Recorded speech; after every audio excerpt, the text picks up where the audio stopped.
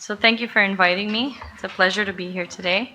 So I'll be speaking about the localizing value of ictal gustatory and olfactory symptoms. It was in 1867 that Herpin first reported false olfactory perception at the onset of epileptic attacks. By 1899, it was Hewling-Jackson that grouped these seizures as incident fits, so localizing them to the uncus. He described cases in which there is, at the onset of the paroxysms, a crude sensation of smell or taste in which there are movements of chewing, smacking of the lips, and sometimes spitting. Von Becheroux, an anatomist at the time, viewed the insula, however, as the center of taste. What's difficult with these symptoms is that they're often described together by patients, and as a consequence of this, they're often described together in the literature, and that blurs the localization in the literature as well. The initial descriptions as well in the large case series, and this came through in our literature review, describe them as being rare as well. And this is some of the incidences that we found in our review. So olfactory symptoms as ictal manifestations tend to occur around 0.9 to 8% of seizures, focal seizures, and these were often described as psychomotor seizures, and gustatory between 1.3 to 3%. These are old series, but just to give you an idea. And so with the systematic review of the literature, we're attempting to distinguish between the two symptoms in terms of their localization, but also, unfortunately, because of the nature of this literature, sometimes had to keep them together. And so this is our methods. The keywords that we used were gustatory, olfactory, seizures, aura, smell, taste. We did use the word hallucinations because a lot of the papers did keep that in mind. And when we reviewed the papers, the patients either olfactory or gustatory hallucinations went away with surgery or medications, and they were associated with an ictal discharge, interictal discharges as well. So we were rather inclusive in our collection of articles, and this will show with the number of citations and papers that were included. Of course, this will be up for a discussion later on. We used focal epilepsy as well, anatomal clinical correlation, ictal semiology. We reviewed PubMed, Medline, Embase, and the number of hits that we got were 3,303. And then we performed a citation search of these articles as well. What we used to select the articles, so English and French, because our reviewers were bilingual, from 1946 to January 10th, 2024. And we did include case reports with at least ictal, olfactory, and or gustatory symptoms. We excluded animal studies and studies without any comment or data where we could characterize any kind of localization. We excluded studies where they mentioned postictal or interictal olfactory dysfunction, as is often mentioned in temporal lobe patients, or any kind of postictal dysgeusia, for example, things like that. That was excluded. So we ended up with 3,346 citations because of the citation search that we did. We used Covidence to do our systematic review. And then we reviewed 3,291 abstracts. And then full text articles was 324. And we ended up with 138 selected articles. This yielded 767 patients. In our database, we kept the patients, we distinguished the patients where we could in the articles, whether they had pure olfactory auras, gustatory auras, or those patients who had both. And so that data is outlined below. After discussion with the organizers, when we were provided the tables, we realized we weren't going to be able to show you today all this data in these tables in 4 slides. And so we looked at our data and realized that we had 76 case reports that were characterized as having low confidence in localization in the epileptogenic zone. And so that data will not be shown today, and we are considering excluding it after discussion with you today. So I will be presenting 50 articles. This does include 12 case reports that have a high epileptogenic zone confidence, meaning that they were either localized with SEEG or that had surgery with the ankle 1 outcome. So it's 681 total patients analyzed. So So we'll go through this topic. These are the case reports that we had. Most of them had adult patients. So of course in the case reports I was able to show you the data in terms of their age groups. However, as we move towards the case series, very few, they had mean ages, but they didn't necessarily have the median, or the case series were not always outlined clearly where we could give you the age of the patients. A lot of these studies, we will do this in the paper, but I was hoping to show you the ages, the publication dates of these studies. A lot of them are old, and so they don't always have all the data that was requested. So we don't always have the age groups. When it was available, I did show it to you. And then the other thing is most of this is combined olfactory and gustatory auras together. As I said, for the paper, we will try to finish analyzing when we can both symptoms together.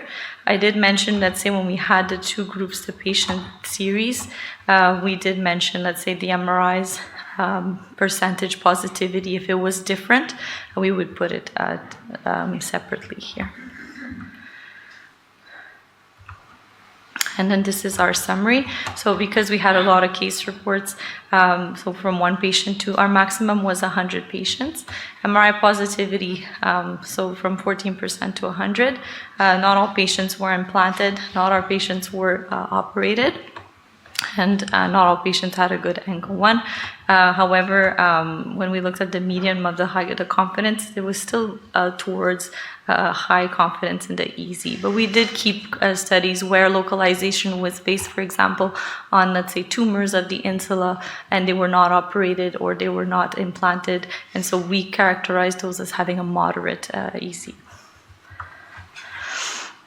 And so in terms of anatomo-clinical correlations, so a lot of these are described as being auras.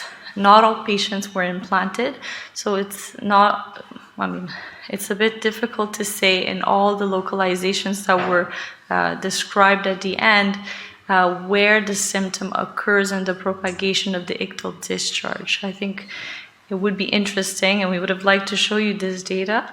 I think it was possible in terms of, we had very few studies that, let's say the amygdala, there was a few papers where they really looked at patients who had, let's say, a lesion of the amygdala. They had an electrode there and they showed the propagation of the discharge, and we saw that there, and also reproduce with electrical stimulation, they could reproduce olfactory auras.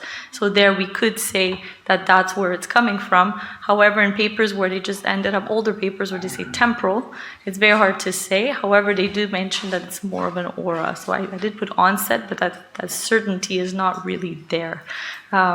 Most papers, I would say, are probably mesial, because a lot of the papers have patients with mesial temporal lobe sclerosis, again, older papers.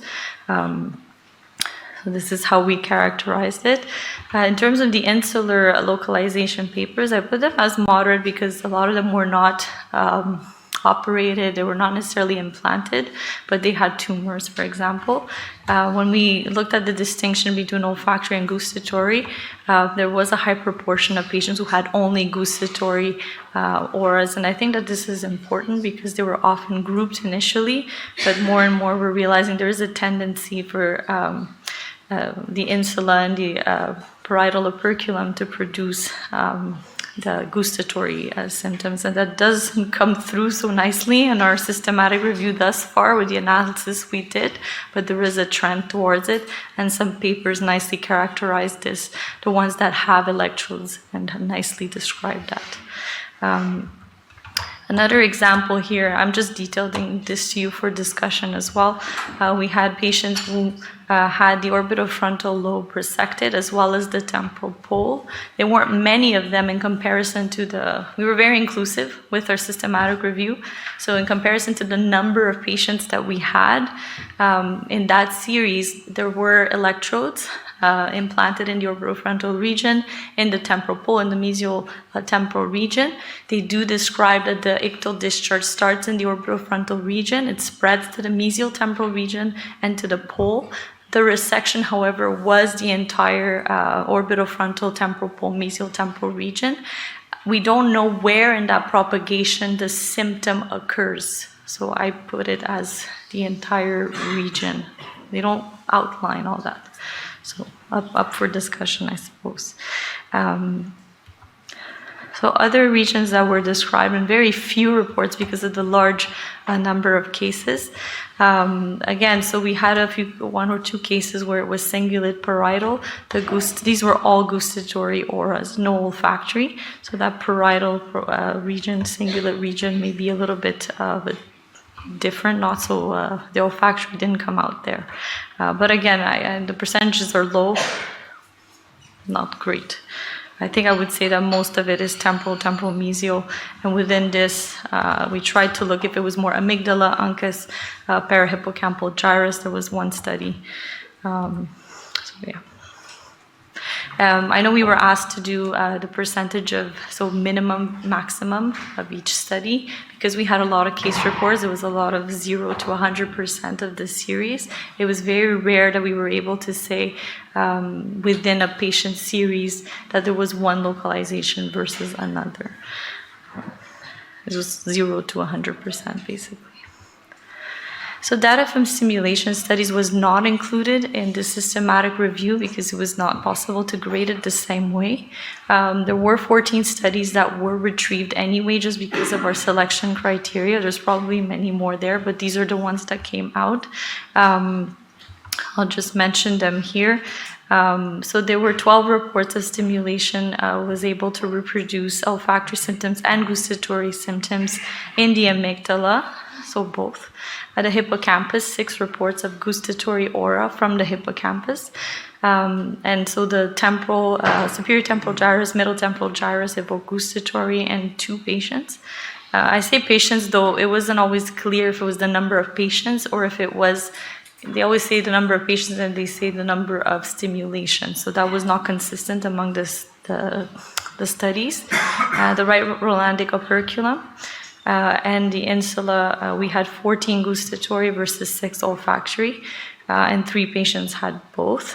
I'm showing here the study by Mazzola, which I'm sure you're all familiar with, where they show the location of where it is in the insula where you can reproduce olfactory gustatory symptoms. However, one study did show that it can be in the anterior insula. And the olfactory sulcus, we had 4 reports of olfactory auras. This is what came out from our literature review. This was some patients had after discharges and some without. In the paper, we will outline it a little bit better. This is more of a preliminary finding. Some papers were very well detailed. This was the minority, unfortunately. This is by Randon and colleagues in 2022, where they looked at 180 patients and they characterized them by type of aura. They looked at the pathological findings in the mesiotemporal lobe and looked at each structure, whether they had pathological findings.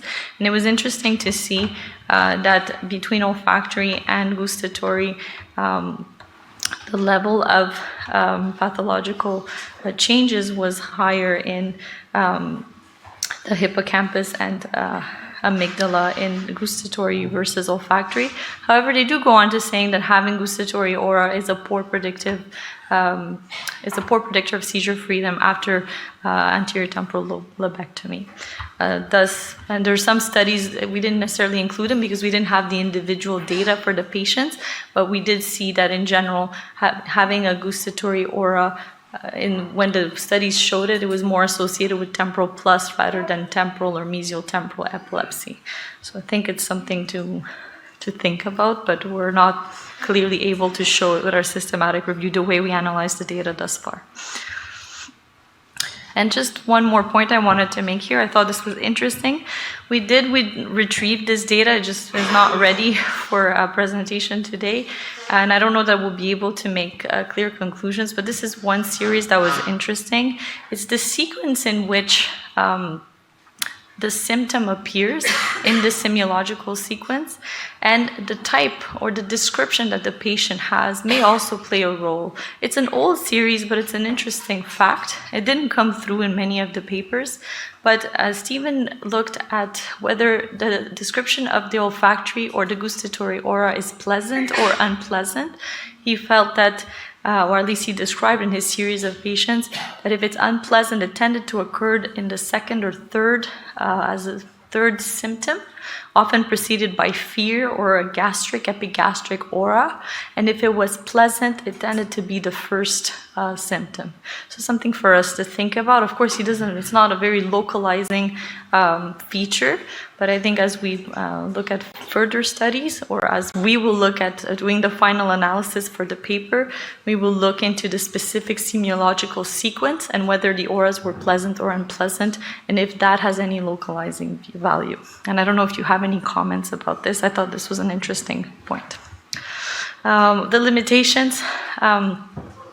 So a body of literature, at least we were very inclusive. That was mostly case reports with low epileptogenic zone confidence, mostly based on imaging, or the early studies, some of them were based on surgery pathological findings, EEG findings as well. We could end up just excluding these case reports.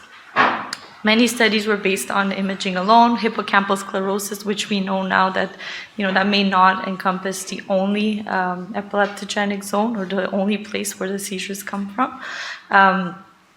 Gustatory auras are often grouped with olfactory, though a few studies indicated different localization, potentially the insula, the parietal operculum. Because of our large number, this didn't necessarily come through in terms of percentages, but there is a trend towards it, and I think it makes sense. So our conclusions is that ictal, olfactory, and gustatory symptoms localize predominantly to the temporal lobe, likely the mesiotemporal structures. Amygdala, parahippocampal gyrus, uncus are suitable candidates, though there's few reports. The orbitofrontal region is likely a candidate region, but unfortunately we had few reports of this.